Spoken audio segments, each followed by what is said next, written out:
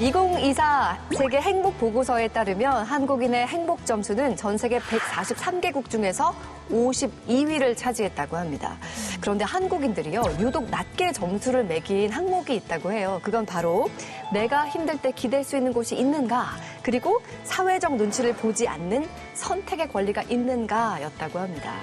그러니까 이 행복이라는 것이 뭐 경제적인 윤택함이나 건강에 달려있는 것만은 아니라는 거겠죠. 진정한 행복이 무엇인가 그 가치에 대해서 다시 한번 생각해보게 되는 것 같습니다. 오늘도 여러분께 행복한 시간 만들어 드릴게요. 인생 책방 책방지기 이지혜입니다. 책책책 인생 책책 책비싸 책수의 권진영입니다. 안녕하세요. 책 소개해드리는 작가 책소작 이시안입니다. 네, 첫 번째 코너 아는 척 책방입니다. 오늘 어떤 책일까요? 오늘은요, 진짜 정말 너무너무 유명한 책이에요. 아니 그렇게 강조를 한다고 너무 유명한 책이에요. 이렇게 강조하는 게 이 책이니까 그렇겠구나라고 이해가 될 정도로 유명한 그래요? 책입니다. 아마 다들 한 번쯤 들어보셨을 거예요. 유발 하라리의 사피엔스입니다.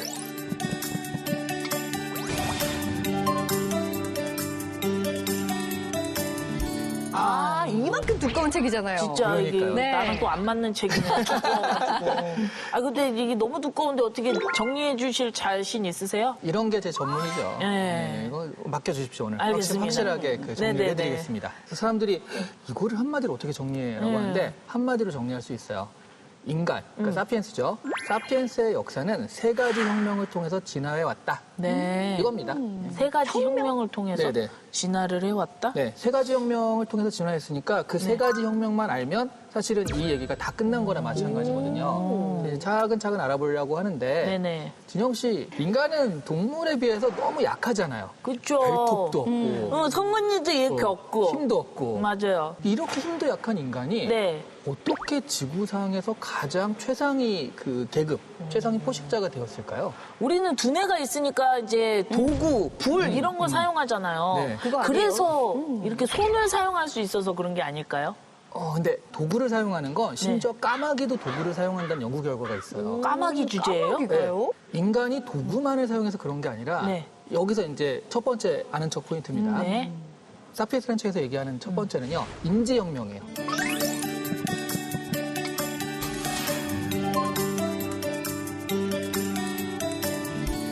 쉽게 얘기하면 커뮤니케이션, 언어예요. 언어 없이 생각해 볼 수 있으실까요? 우리 오서방은 좀 그러기도 하는 것 같아요. 근데 이해가 가. 이해가 가. 네. 나의 생각을 이 사람한테 전달을 할 수 있어야 되거든요. 네네네. 의사소통. 진영 씨 저기서 두 번째 칸에서 왼쪽에서 세 번째 책 좀 갖다 주세요. 예, 세 번째 라고 책. 하면 갖다 주실 수 있죠. 그럼요. 이게 가능한 거예요. 어, 맘모스 같은 것도 사냥할 때 네. 그쪽 잡아! 이쪽으로 돌아가! 이런 것들이 가능해져요. 10시 방향, 10시 방향 뭐 이런 거 있죠. 네네네. 그러면서 막 맘모스가 엄청 크잖아요. 그거를 몇십 명이 몇백 명이 합동해서 사냥을 할 수가 있게 되는 겁니다. 그러니까 어떤 행위를 하는 데 있어 단계를 줄여주고 그렇죠. 번거로움을 줄여주는 거군요, 언어가. 사실 인간이 인간으로서의 힘을 가지는 건 사회거든요. 커뮤니티가 형성돼서 그런 건데 이런 것들이 가능한 게 언어가 있기 때문에 이게 뭐 20명, 200명, 2000명 이렇게도 가능해지더라는 거예요. 그렇구나. 이렇게는 못 알아들으니까. 그러니까. 어떤 내 감정과 정서, 내 어떤 생각을 전달할 수 있는 도구가 있었기 때문에 뭔가 혁명적으로 새로운 것들을 만들어낼 수 있다. 그러니까 맞아요. 소통이 가능했기 때문에 유대감이 생기고 그러니까 사회가 형성되고 똘똘 뭉칠 수가 있었던 맞습니다. 네. 야, 그게 인간의 힘이었다니. 그러면 두 번째 진화 이유는 뭔가요? 두 번째 혁명, 농업혁명이 시작이 됩니다.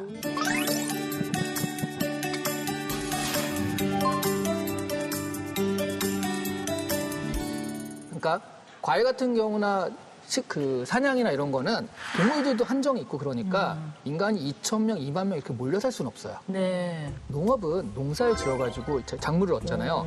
그러니까 이게 커질 수가 있는 거예요. 그러면 인간은 정주 생활을 하게 됩니다. 머물러 사는 거죠. 그렇죠. 네. 2,000명, 2만 명, 몇십만 명의 마을까지 형성될 수 있는 게 이 농업혁명 덕분이에요. 근데 또 그러면 문제가 20명까지는 자, 우리 으쌰 같이 우리 한번 열심히 해보자 이게 가능한데요. 네. 2,000명이 되면 이건 완전히 분열이고요. 네. 2만 명이 되면 이거는 서로 싸울 수밖에 없는 상황이 될 수밖에 없어요. 이것을 가능하게 해주는 게 보이지 않는 질서로 인류를 대통합시키는 겁니다. 그게 대표적인 게 종교예요. 신화, 그리고 돈.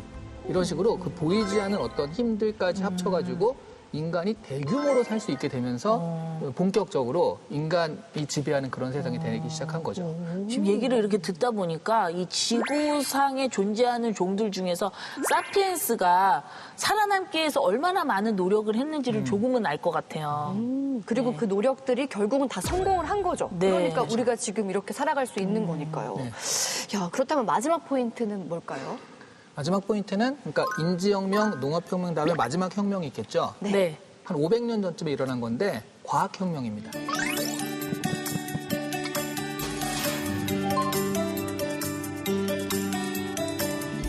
과학이 사람들 그 역사에 등장하게 된 계기가 뭔지 아세요? 뭘까요? 대항해 시대.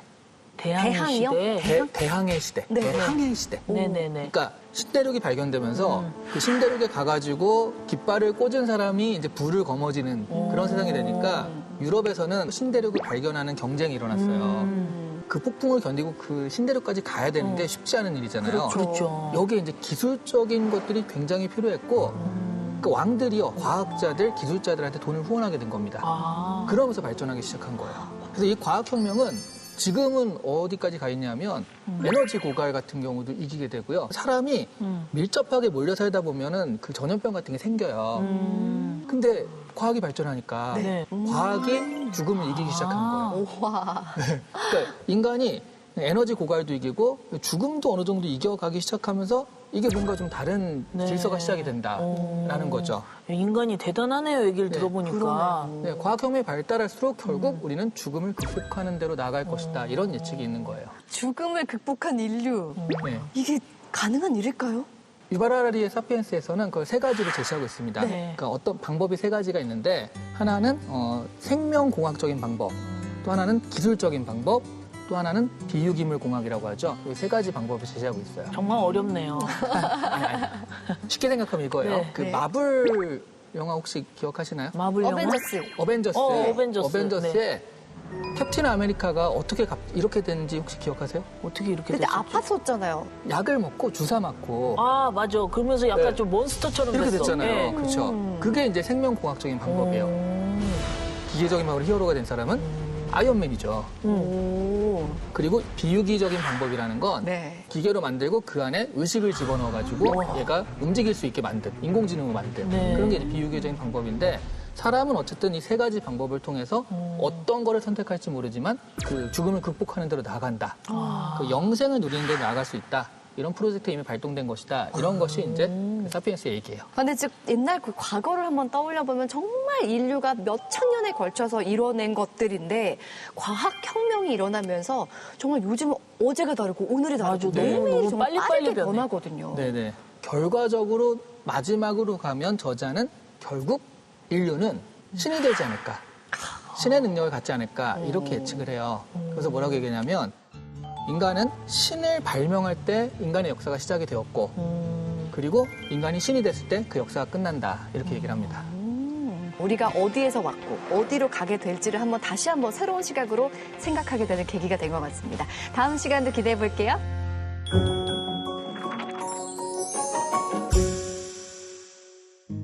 책과 인생 이야기 함께하는 인생 책방. 오늘은 정말 특별한 분을 주인공으로 모셨습니다. 지난 시즌까지 우리 인생 책방의 책방지기로 멋지게 이끌어주셨던 분입니다. 오유경 아나운서 모셨습니다. 어서 오세요.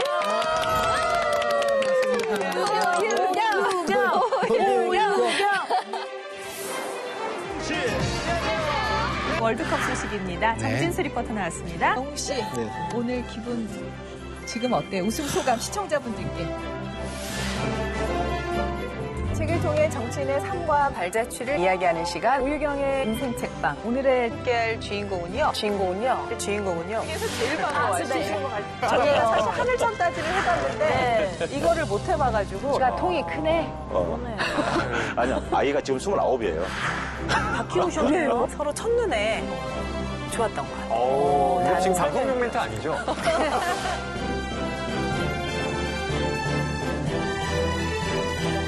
같이 들어가 보도록 하겠습니다. 훌륭한 완두콩 스프가 되거든요. 재밌으셨죠?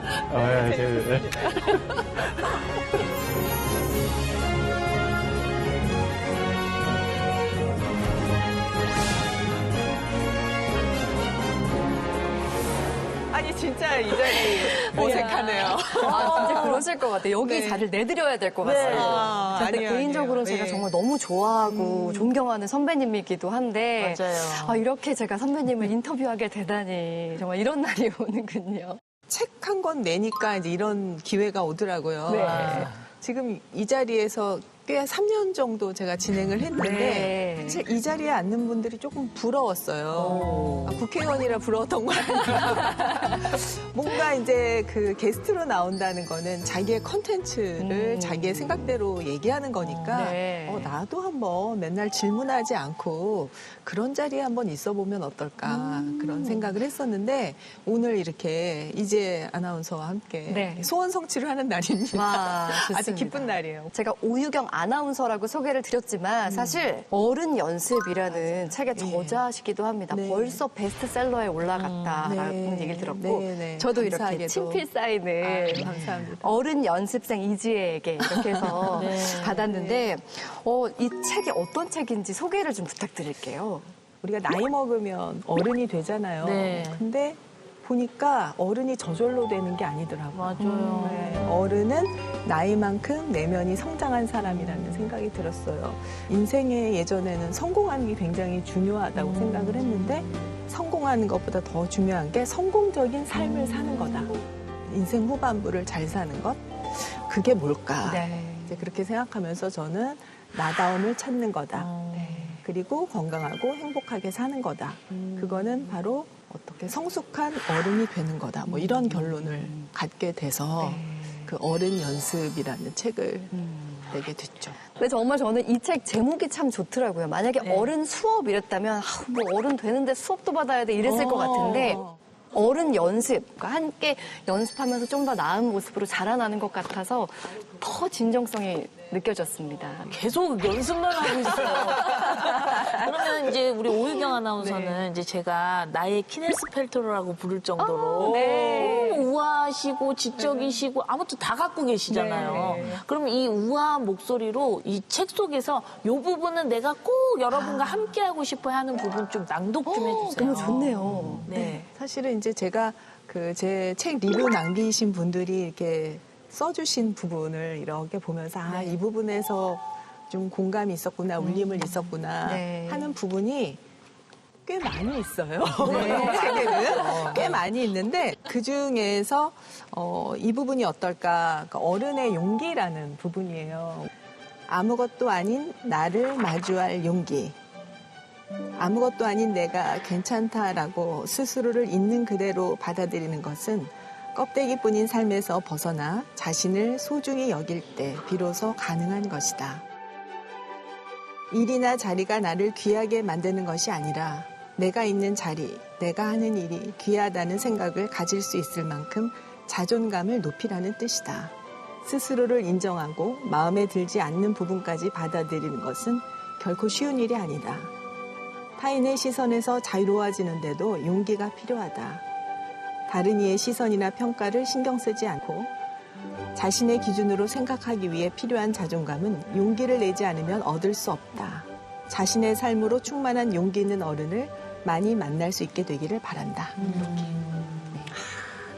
야, 저자가 이 아름다운 목소리로 직접 읽어주시니까 또 느낌이 다르네요. 저의 낭독이었습니다. 네. 근데 정말 아무나 돼도 충분히 가치 있는 삶이라는 거를 글에 적어주신 것 같아서 네, 더 네. 와닿는 내용입니다. 책도 새로 내셨고 네. 유튜브도 하고 계시잖아요. 근데 정말 문화예술에 대해서도 굉장히 해박하시고 관심도 많으신데 최근에는 너무 놀란 게 배우 박신양 씨 인터뷰를 또 하셨더라고요. 네네. 네. 박신양 씨가 제 사회 벽이라는 책을 내고 네. 또 전시회도 같은 제목으로 하면서 화가 변신을 하게 됐어요. 오유경 TV에서는 그 예술가 박신양이 되기까지의 어떤 그런 고뇌라든가 또 그분이 그리고자 하는 것 왜 이렇게 갑자기 큰 결심을 하고 변신을 하게 됐는지 거기에 초점을 둬서 인터뷰를 진행했는데 정말 많은 분들이 사랑해 주셨어요. 그래서 채널 성장에도 큰 기여가 됐습니다. 감사합니다. 그 이후로 구독자가 많이 늘었나요? 네, 많이 늘었죠. 야, 근데 네, 저도 네. 그 컨텐츠를 봤거든요. 아, 그래요? 근데 정말 어찌나 진솔하게 그 눈을 바라보면서 인터뷰를 하시던지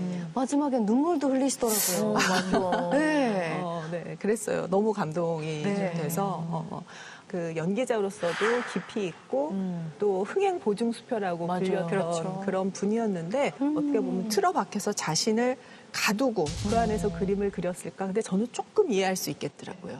나는 누구인가에 대한 질문을 굉장히 깊이 있게 하셨고 제가 놀랐던 거는 10년 동안 정말 그림 그리는 거에만 몰입을 해서 세상이 어떻게 돌아가는지 정말 몰라서 세상을 너무 몰라서 제가 눈물이 나더라고요.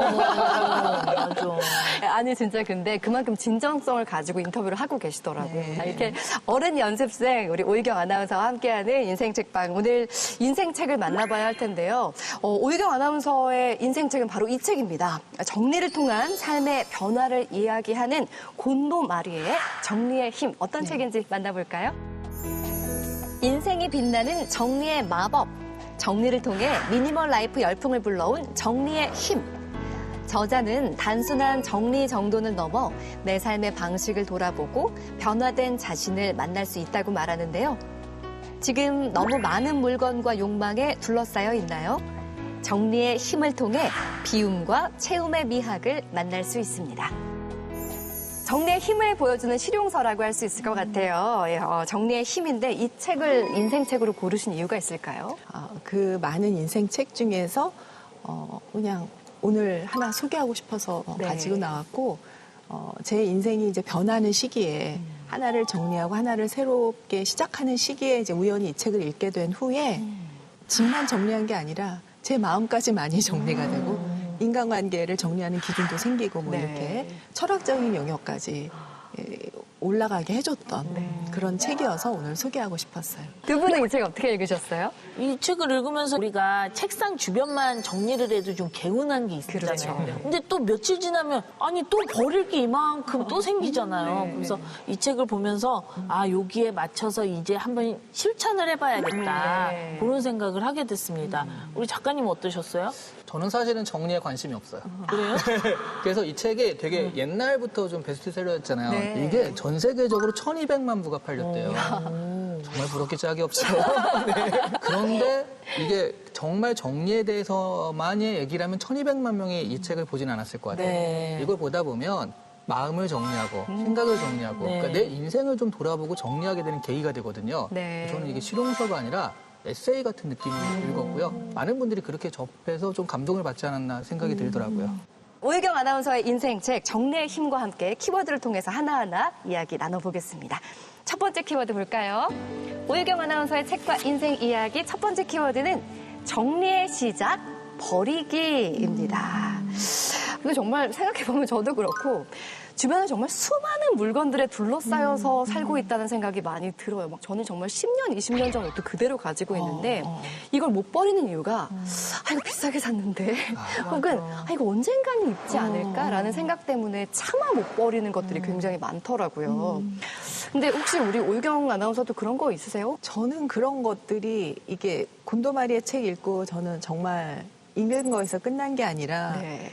제 주변부터 다 정리를 했고 그다음에 남편을 설득해서 정리를 시키고 딸을 설득해서 네. 아직도 딸은 안 되고 있지만 아무튼 많이 버렸어요. 그럼에도 불구하고 전 집에서 버리지 못하고 이사를 해갖고 갖고 와서 최근에 또 버린 게 있는데 그게 뭐냐면 문구류예요. 문구류, 막 펜이나 뭐 메모지. 네네네. 네. 딸이 학교 다니면서 막 쓰다가 놓은 것들 다 갖다가 내 방에 놓고 노트도 앞에 몇 장 쓰고 남은 거는 맞아요. 앞에 뜯어버리고 뒤에다 놔두고 그런 것들이 가득인 거예요. 그래서 너무 신기하네요. 그 정리라는 게 그전에는 정리한다 하면은 정리 용품을 샀어요.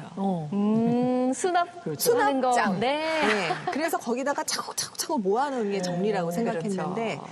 곤도마리에가 딱 그걸 알려주더라고요. 정리는 버리는 것부터 시작한다. 맞아, 버려야 돼. 수납장이 필요한 게 아니라 내게 필요한 당장 필요한 물건 네.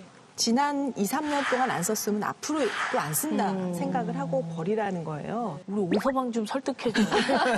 진짜 안 버려. 아주 막 이런 것도 이렇게 있으면 이거 추억이야. 안 버려. 이것도 가방에 넣어. 근데 추억이 있는 물건은 정말 버리기가 어렵고 맞습니다. 곤도마리에도 추억이 있는 물건을 가장 마지막에 이제 보라고 하고 있고요. 한 가지 신혜라 씨의 정리법이 네. 저는 좀 굉장히 또 그 마음에 남았는데 저희가 추억이 있는 물건도 못 버리잖아요. 네. 특히 상장 받은 거 못 버리잖아요. 그거 못 어떻게 버리죠. 버려요? 근데 그거를 다 사진을 찍어서 정리해놓고 딱 버렸더라고요. 버린다고요? 버렸던데. 상장을? 버렸던데요? 난 버리기에 몇 개 안 돼. 저는 아이들 키우다 보니까 요즘 아이들이 막 한창 한글 떼고 막 이래가지고 저한테 그렇게 편지를 많이 써줘요. 엄마 사랑해. 막 정말 기린을 정말 무슨 졸라맨처럼 그려놓고 막 이러는데 이게 너무 소중해서 버리질 못해서 제가 그것만 이렇게 파일로 정리해놓은 게 한 두세 개 되거든요. 버리는 게 안 돼서. 근데 이 버거운 분이 여기 또 한 분 계시거든요. 우리 이시안 작가님. 이 작가님의 그 직업 특성상 네. 책이 집에 진짜 많아요. 많더라고요, 저희가 집에 놀러 책이. 갔었잖아요. 저는 사실 책은 허세품이라고 생각하거든요. 그러니까 내가 보고서 쌓아놓는 이유는 이걸 보고서 너무 뿌듯한 거예요. 이만큼 봤다? 이만큼 봤다. 또 사람들 오면 우와 대단하세요. 맞아, 그렇죠. 이거는 좀 버리긴 좀 아깝다. 네. 이거는 나의 자부심이다. 곤도마리에는 이제 미니멀리즘의 미니멀리스트로서의 삶을 얘기했지만 저는 사실 맥시멀리스트예요. 지금 이시안 작가님처럼 내가 좋아하는 건 내 취향을 찾아서 그걸 그 대신 그 빈자리에 가득히 가질 수 있는 게 삶이 풍요롭고 빛나는 거죠. 그게 아니라 다 없애고 다 간단하고 그렇게 사는 건 전 조금 너무 드라이한 삶이 아닐까 생각을 하고 저 같은 경우는 책은 지금 올해 1년 동안 내가 공부해야 될 책들 그래서 미술책과 이런 책들과 내 인생 책들 항상 내가 뭔가 이야기할 때 뽑아서 다시 확인하고 싶은 인생 책들 그리고 최근에 지인이 쓴 책들로만 쫙 정리해놓고 나머지는 싹 치워놨어요. 이제 얘기만 들어도 깨어내네. 우리 집에 좀 한번 와줘요. 정리 컨설턴트로 한번 또. 아이고, 좋죠. 네. 근데 진짜 사실 물건을 버릴 때요. 막 오래되거나 쓸모 없어지면 당연히 버리죠. 그런데 이게 버릴 이유가 없는 물건들도 분명히 있거든요. 그렇죠, 그러다 보니까 정리가 안 되는 것 같아요. 곤도마리에가 이렇게 얘기하더라고. 딱 만져보고 설레는지 안 설레는지를 맞아요, 보래요. 맞아요. 뭔 얘기지?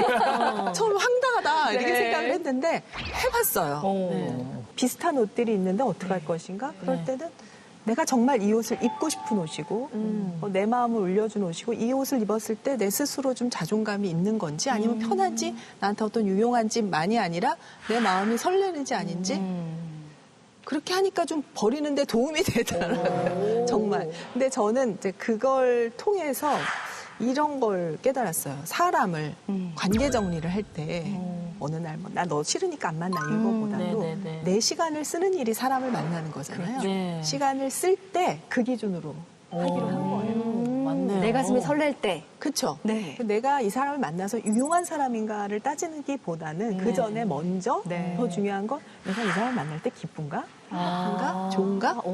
그렇게 인생으로 좀 업그레이드를 시켜서 이 책이 그렇게 응용이 됐어요.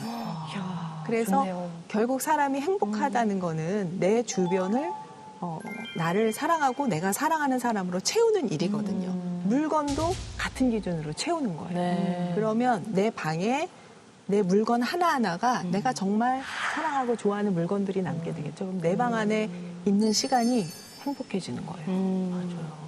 근데 뭐 그 설레는 걸로 통해서 뭐 인간관계를 정리하는 것까지도 말씀을 해주는데 그거 말고 또 정리 방법 중에 하나가 장소별이 아니라 물건별로 버려라 이런 것도 있더라고요. 옷을 정리한다고 하면 집안에 옷을 다 모아놓고 이제 그걸 보고 그다음에 뭐 또 책을 정리한다고 하면 집안에 책을 다 놓고 정리 이렇게 물건별로 하라는 거고요.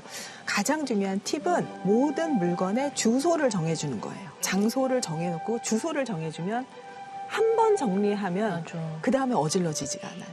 그렇죠. 우리는 정리하고 나면은 뭐 한 일주일, 한 달 지나면 또 어지러져 있고 네네네. 그다음에 다시 정리해야 되고 이러잖아요. 그 이유는 물건의 주소를 안 정해졌기 때문에. 처음에 정리할 때 물건의 주소를 정해주면 1년이 넘어도 어느 정도 계속 유지가 되고 저도 이거 보니까 이 책 2016년에 읽었어요. 네. 근데 그 뒤로 크게 변하지 않았어요. 그러니까 참 의미 있었던 이야기가 정리는 매일 하는 게 아니다. 정리는 축제와 같은 거다. 한번 제대로 확 하는 거다. 제가 청소하고 나서 느낀 건데 보이지 않는 곳에 있는 거를 버린 건데도 공기가 좋아져요. 근데 실제로 물건이라는 건 다 먼지잖아. 먼지가 많이 쌓이는 것들이라서 건강도 좋아지더라. 쾌적해지더라. 그러니까 생각을 해보면 내가 만약에 10개의 물건을 샀어요. 그럼 10개가 다 막 손이 많이 가고 쓰는 게 아니잖아요. 한 2-3개 정도? 맞아. 요렇게 손이 가잖아요. 맞아요. 그러니까 애시당초 살 때, 소비할 때 한 번 더 생각을 해봐야겠다는 그렇죠. 생각이 들더라고요. 맞아요. 그러니까 정말 살 때도 설레는 것만 사야 되는 거. 맞아요. 살까 말까 고민되면 안 사는 게 맞더라고요. 맞아요. 네. 지금 굉장히 중요한 얘기 하셨는데 네. 그렇게 정리하고 나면은 옷장이라고 생각해봐요. 정리하고 나면 내가 잘 입는 옷만 남아요. 그럼 내 취향이 보이는 거예요. 그때부터. 그리고 내가 어떤 옷이 있고 이 옷에 어떤 거를 맞춰 입으면 될지를 또 이제 계산이 나와. 그래서 다음에 살 때 적절한 걸 사게 돼요. 이야, 오늘 정말 삶의 꿀팁들이 나오고 있습니다. 꿀팁이다. 네, 우리 오유경 아나운서와 함께 책과 인생 이야기 함께하고 있는데요. 두 번째 키워드 볼까요? 자, 두 번째 키워드는 바로 정리가 주는 삶의 변화입니다. 정리라는 게 인생을 극적으로 변화시키는 힘이 있다라는 얘기를 하는데 이걸 안 해본 사람은 이거 뭐 그렇게까지? 라고 생각할 것 같아요. 그런 힘은 사실 기대하지 못하고 시작하잖아요. 그러니까 만약에 저도 청소하는 걸로 끝났으면 이 네. 책이 인생책이 아니었을 것 같아요. 네. 근데 제가 전 직장을 다니면서 네. 직장을 그만두고 뭔가 이제 나만의 삶을 살아야겠다라는 생각을 하면서 몇 년 전부터 준비를 한 거예요. 준비를 할 때 무슨 준비를 했냐면 방부터 치운 거예요. 그랬는데 이제 생각해 보니까 이제 제가 하고 싶었던 것 중에 글도 많이 써야 되고 제 작업실이 좀 필요하겠더라고요. 방이 나올 데가 없어서 네. 곤도마리의 말처럼 버리기로 해서 옷방에 옷을 거의 한 100벌의 옷이 있으면 60벌을 버린 것 같아요. 와. 그렇게 하고 안방에 있던 침대를 그 옷방으로 꾸겨 넣었어. 그래서 그 안방에다가 제가 처음으로 초등학교 이후로 처음으로 네. 제 책상을 마음에 드는 걸 골라서 제 마음이 설레는 책상을 하나 사놓고 네. 캐비넷을 하나 사놓고 네. 제 작업실을 만들었죠. 오. 그러니까 이제 비우는 걸로 끝난 게 아니라 그 비운 자리에 제가 좋아하는, 제가 필요한, 저를 설레게 하는 걸 갖다 놓고 그때부터 매일 아침에 아침 일기를 쓰기 시작한 거예요. 아침 일기요? 보통 자기 전에 쓰는데. 네, 모닝 페이지라고 해서 네. 아침 일기를 3년 이상 매일 썼어요. 와, 대단하시네요, 그렇게 정말. 하면서 저 자신에 대해서 좀 알게 되고 그 방 안에 명상 공간도 좀 만들고 그러니까 그 정리라는 게 가져온 변화들이 굉장히 컸던 거죠. 네. 그러니까 진짜 말씀하신 대로 비웠지만 정신적으로 뭔가 풍요로워지는 시간이 네, 만들어진 거네요. 맞습니다. 모닝 페이지를 쓰고 그쵸. 내 삶을 꾸려가는 시간. 비우고 나서 중요한 건 무엇으로 채우느냐가 중요한데 그 무엇이 나의 삶의 철학이 녹아있게 되는 거예요. 네. 야, 그 철학이 응집된 것이 바로 어른 연습으로 맞습니다. 나온 것. 맞습니다. 근데 이 책을 제가 읽으면서 참 너무 멋진 표현이다라고 생각됐던 게 서문에 쓰셨더라고요. 네. 그동안은 보석을 모으는 일에만 관심을 가졌었는데 이제는 그 보석을 가지고 나만의 목걸이를 만드는 네, 작업을 네, 네. 한다. 멋지던데요. 아, 그랬어요? 네. 왜 우리 속담에 구슬이 서말이라도 꿰어야 네, 뭐, 보배다. 보배다라는 말이 있는데 저는 서말? 서말은 좀 작은 거 아니야? 한 댄말은 해야지 하고 열심히 일했던 시기가 네. 있었단 말이에요. 근데 나이가 40이 됐는데 서말은커녕 한 말도 못 모은 것 같은 거예요. 그래서 좀 미뤄야겠네 구슬을 꿰는 시기를. 네. 뒤로 뒤로 미뤘는데 한 50이 됐는데도 그 제가 모아놓은 구슬이 대단치가 않더라고요. 그럼 우리는 어떻게 하라는 거야? 그래서 그때 이제 생각하게 된 게, 그냥 이게 내 크기구나. 지금 꿰지 않으면 앞으로 목걸이 못 만드는구나. 그게 작은 목걸이든 큰 목걸이든 내 크기만큼 만들어야겠다라고 생각하고 있었는데, 제주도에서 제가 우연히 류시아 작가님을 만나게 됐어요. 네. 제가 하고자 하는 유튜브가 그렇게 사람들이 많이 좋아할 것 같지는 않습니다. 그리고 이제 문화예술 이런 거 하고 싶어요. 그랬더니 작가님 하시는 말씀이 누구의 마음속에 한 가지만 있는 게 아닙니다. 수학을 좋아하는 사람도 상업을 좋아하는 사람도 문학을 좋아하고 예술적인 마음이 있으니까 오유경 씨가 뭐든지 하고 싶은 걸 던지면 그거에 울림을 받은 그 마음이 일어나서 네. 같이 진동을 할 거라고 하면서 라이너 마리아 릴케의 넓어지는 원이라는 시를 읊어주시더라고요. 그 자리에서. 그래, 내 원이 지금은 내 크기만큼 되는 원이지만 내가 내적인 성장을 하면서 이 원을 넓혀가는 걸로 내 인생 산막을 계속 살아야겠다. 그리고 이제 유튜브 오유경 TV를 아주 용감하게 다시 시작을 했어요. 네, 우리 선배님 모시고 이런저런 얘기 나누다 보니까 오늘은 방송이라기보다는 약간 수다 떠는 것 같은 행복감이 네. 느껴지는데 맞아요. 제가 옆에서 늘 뵙는데 정말 대단한 MC시거든요. 뭐 시사부터 교양까지 전 영역을 정말 지적인 아나운서로 늘 자리매김하고 계신 우리 선배님이 네. 늘 저는 좀 안쓰러웠습니다. 좀 쉬셔야 되는데. 근데 오늘 또 말씀해주고 계신데 잠깐 쉬는 시간을 드릴까요? 네, 드릴게요, 그러면. 권소문 준비했습니다. 권진영의 소소한 질문 시간입니다. 되게 힘든 시간인데. 아닙니다. 쉬세요. 좀 쉬고 계세요. 네, 짜잔. 자, 아나운서 면접에서 했던 말은 네모였다. 뭘까요? 이시안 장관. 워낙에 뭐 여기에 뼈를 묻겠다. 그런가? KBS의 뼈를 묻겠습니다. 뭘까요? 그 아나운서 면접에서 하는 말이 굉장히 뻔하거든요. 뭐라고 하셨어요? 이지 아나운서. 저는 그냥 훌륭한 인터뷰어가 되고 싶습니다 했던 것 같아요. 그래요? 근데- 과연? 네. 자, 하나, 둘, 셋. 40에 빛나는 아나운서가 되고 싶다라고 와. 말씀하셨다고 해요. 근데 20살 때 아니었어요? 근데 어떻게 40을 바라볼 수가 있는, 너무 멀게 느껴지지 않으셨을까요? 제가 정확하게 가장 네. 마지막 그 면접에서 물어보시더라고요. 어떤 진행자가. 네네네. 저는 40대에 가장 빛나는 아나운서가 되고 싶다. 이렇게 얘기를 했어요. 진짜 빅피처를 보신 그러네요. 근데 이제 그때가 어느 시절이었냐면은 네. 여자 아나운서가 30대 중반만 돼도 일이 없어서 되게 책상만 지키고 있어야 되는 그런 네. 시기였죠. 근데 제가 목표했던 거는 스타가 아니라 정말 프로였거든요. 그리고 오프라 윈프리라는 그런 좋은 영향력을 가진 사람. 네네네. 그런 사람을 롤모델로 삼았기 때문에 그거는 제가 스타가 돼서 이룰 수 있는 게 아니라 제가 내면의 깊이까지 쌓고 또 뭐 스킬을 넘어선 어떤 것이 있을 때 가능하다고 생각했기 때문에 한 40 정도 되면은 그게 되지 않을까? 그래서 이제 40대 가장 빛나는 진행자가 되고 싶다고 했죠. 되게 성숙한 아이였다. 근데 얼마나 대단한 선배님이시냐면 외국 뉴스의 그런 거를 좀 배우고 싶은데 그때는 뭐 OTT도 없고 뭐 케이블 뭐 네네네. 위성 없잖아요. 그래서 집에다가 집 베란다에 이만한 위성을 일부러 설치해놓고 모니터를 하셨던 분이에요. 저도 그거 오는 날 깜짝 놀랐어. 막 트럭이 그걸 엄청나게 그거를 갖고 와가지고 옥상에 설치를 해주신 거예요, 선배가. 그래갖고 그 오피스텔 분들이 저희 덕분에 위성을 봤어요. 전 세계 방송을 다 봤는데 세상에. 제가 그걸 보면서 CNN 앵커들처럼 연습을 많이 했죠. 6개월 만에 잘렸습니다. CNN 스타일이 안 먹힐 때였어. 너무 앞서가셨네요. 너무 앞서가서 사람이. 네. 그래도 그 열정은 진짜 맞아요. 대단하신 열정은, 것 같습니다. 그래서 지금의 오유경 아나운서가 있는 것이 아닌가 싶네요. 감사합니다. 자, 두 번째. 생방송에 지각한 그날. 네모덕에 살았다. 뭘까요? 아니 근데 이 완벽한 선배님이 생방송에 지각한 저는 기억이 없거든요. 그러니까 이 완벽. 이게 무마가 됐다는 거는 그거보다 더 큰 특보 같은 게 터진 거 아닐까요? 그러니까요. 역시. 그쵸? 네. 뭘까요? 하나, 둘, 셋. 덩샤오핑 덕에 살았다. 이거 무슨 얘기입니까? 저 이런 여자예요. 덩샤오핑 덕에 보셨네요. 이분이 구해줬어요. 어떻게? 제가 사실 그날 아침에 이제 눈을 떴는데 방송이 6시 시작인데 눈을 딱 떴는데 저 믿을 수가 없더라고요. 몇 시였어요?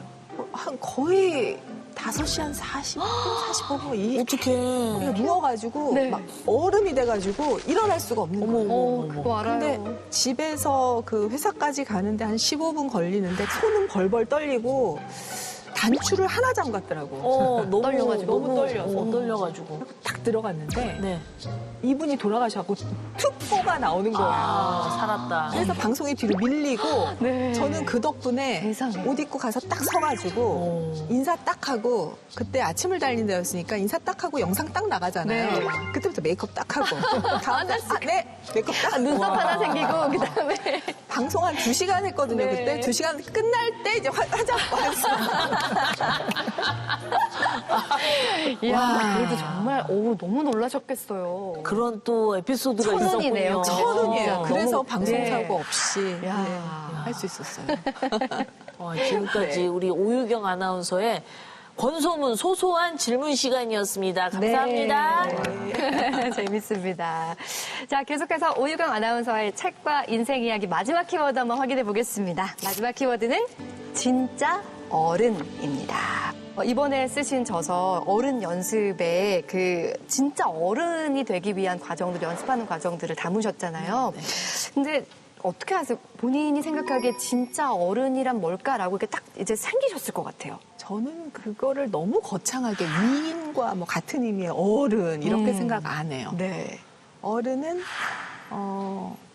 나이만큼 내면이 성숙한 사람인데 건강한 사람이에요. 그래서 몸의 건강을 위해서 제가 매일 마이크로바이옴 식탁이라는 네. 거를 실천을 하고 사회적 건강, 관계의 건강을 위해서 아까 얘기한 것처럼 네. 뭔가 불편한 만남보다는 정말 마음이 설레는 만남, 기분 좋은 만남, 행복한 만남을 하고 또 내 이웃을 위해서 뭔가 나누고 좋은 것을 나누려고 하고 있고 그래서 결국 건강한 어른은 행복한 어른이고 행복한 어른이 진짜 어른이죠, 뭐.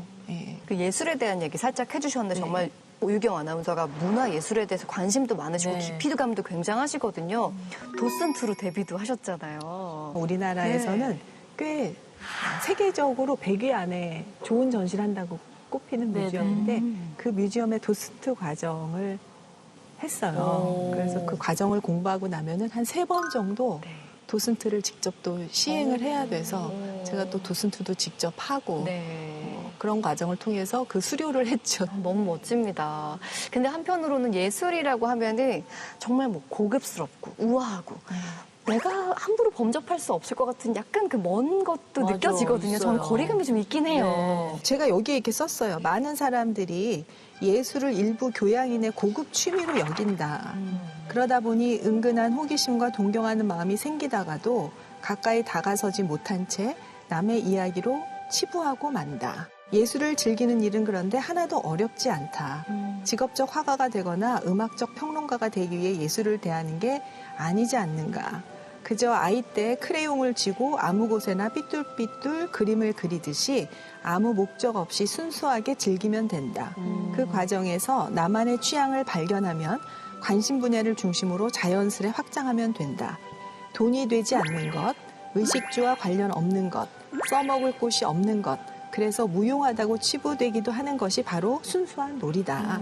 그런 놀이에서 진정한 즐거움을 얻을 수 있다.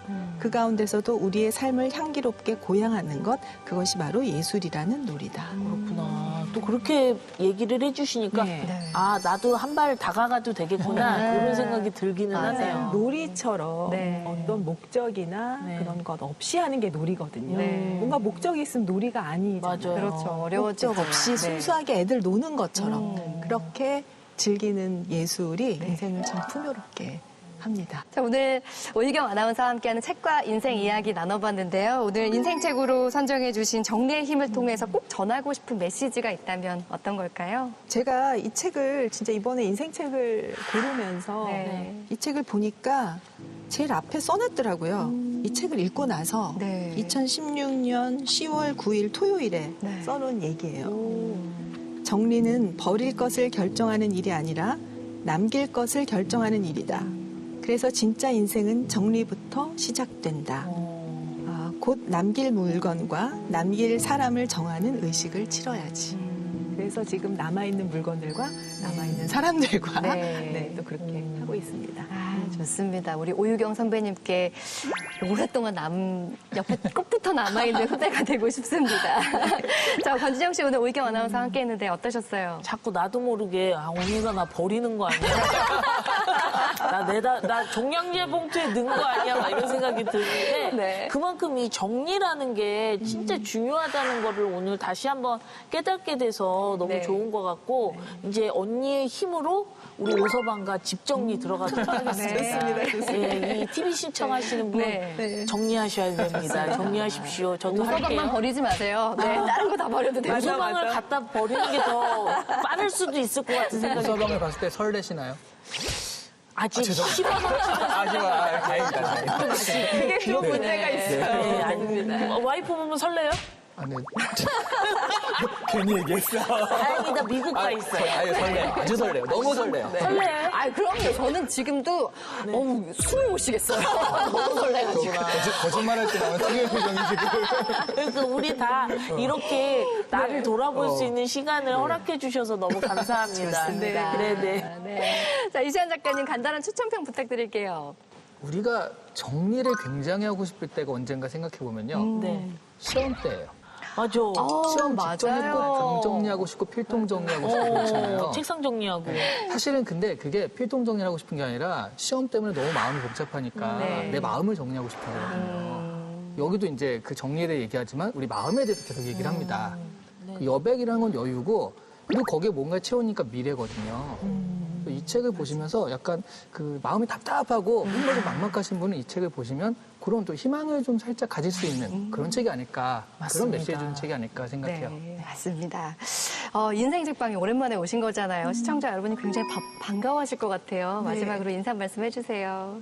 오유경의 인생책방 국회방송에서 너무나 큰 사랑을 받아서 다시 한번 감사드리고요. 저 오유경 TV로 만날 수 있으니까 놀러 와주시고요. 여러분 항상 건강하시고 함께 어른 연습할까요? 네. 정말 나다움에 대해서 생각해보고 따라가는 시간인 것 같아서 굉장히 마음이 뭉클해지는 시간이었습니다. 바쁘신데 나와주셔서 감사합니다. 고맙습니다.